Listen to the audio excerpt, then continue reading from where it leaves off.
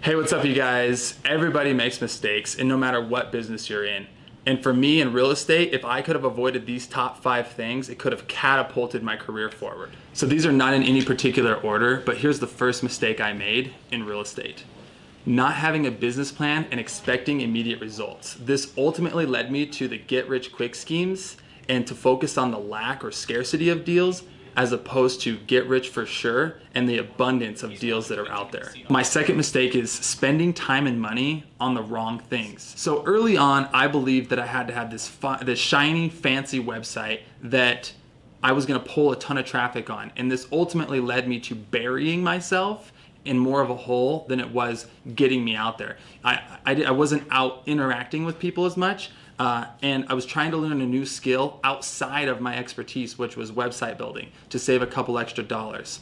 So if I were to go back and do this again, what I would do is actually move myself into a place of discomfort and being, hey, family, friends, on social media, I would move myself into, this is what I'm doing, and I love your help and support in my new career choice.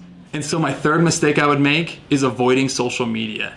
I was terrified to put myself out there on social media in fear of judgment. Even though I believed in what I was saying was good and it was true, it's always better to put yourself out there instead of living and hiding in obscurity.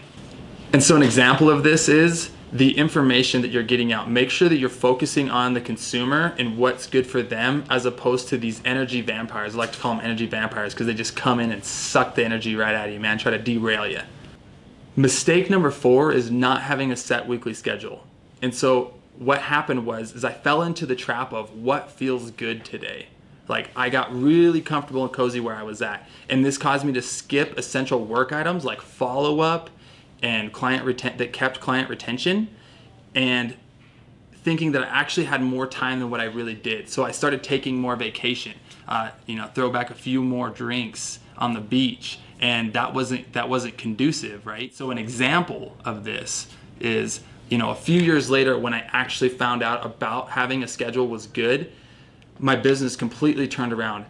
It was a top performer schedule that I had ran across. It was a 7-day schedule, and so I worked everything from Monday through Friday, and then I did my client essential things with them face to face on the weekends. And for my final mistake, I considered this to be the holy grail of what could have changed my entire business. And it was, I'd had a bunch of closings in 1 month, and I just completely stopped working. I did not try to repeat the process. So I got really comfortable with those 3 to 4 and then just completely ignored. Instead of picking back up, I would try new things. And that was a huge mistake on my part.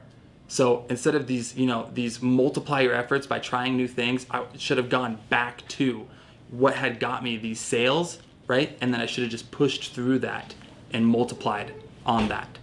So those were the 5 mistakes I made. I hope you found this information useful. I'll be putting content out like this weekly. Thanks for watching, and I'll see you next time.